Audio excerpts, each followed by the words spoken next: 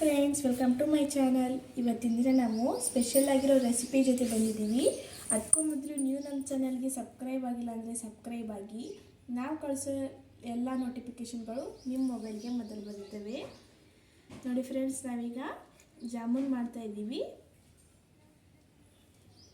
ಹಿಟ್ಟನ್ನು ಹಾಕ್ಕೊಂಡಿದ್ದೀವಿ. ಈಗ ಅದಕ್ಕೆ ನೀರನ್ನು ಆ್ಯಡ್ ಮಾಡಿಕೊಂಡು ಕಲಿಸ್ಕೊಳ್ಳಿ.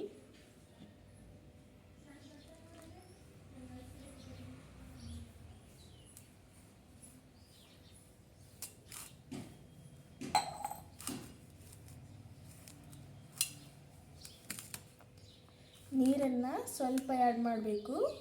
ಜಾಸ್ತಿ ಆದರೆ ಚೆನ್ನಾಗಾಗಲ್ಲ, ಹಿಟ್ಟು ಸರಿಯಾಗಲ್ಲ.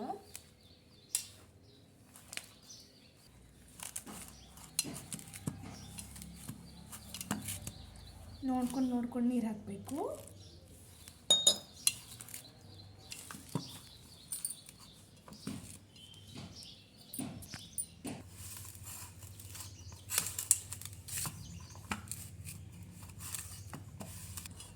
ನೋಡಿ, ಈ ಥರ ಆಗಬೇಕು. ಇವಾಗ 5 ನಿಮಿಷ ಮುಚ್ಚಳವನ್ನು ಇಡಿ. ನೋಡಿ ಫ್ರೆಂಡ್ಸ್, ಈಗ ಸಕ್ಕರೆಯನ್ನು ಹಾಕ್ಕೊಂಡಿದ್ದೇವೆ.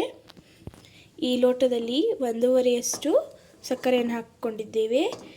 ಈಗ ಅದಕ್ಕೆ ಅರ್ಧ ಲೋಟದಷ್ಟು ನೀರನ್ನು ಆ್ಯಡ್ ಮಾಡ್ಕೊಳ್ಳಿ.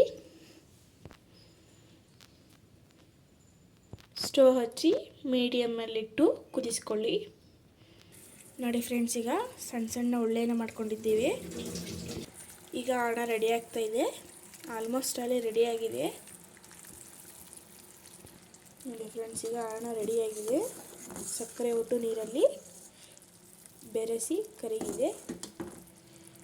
ಈಗ ಸ್ಟೋವನ್ನು ಆಫ್ ಮಾಡ್ಕೊಳ್ಳಿ.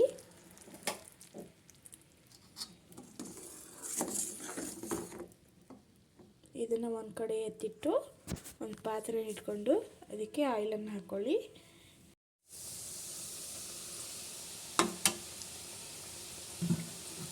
ಈಗ ಆಯಿಲ್ ಕಾಯ್ದಿದೆ.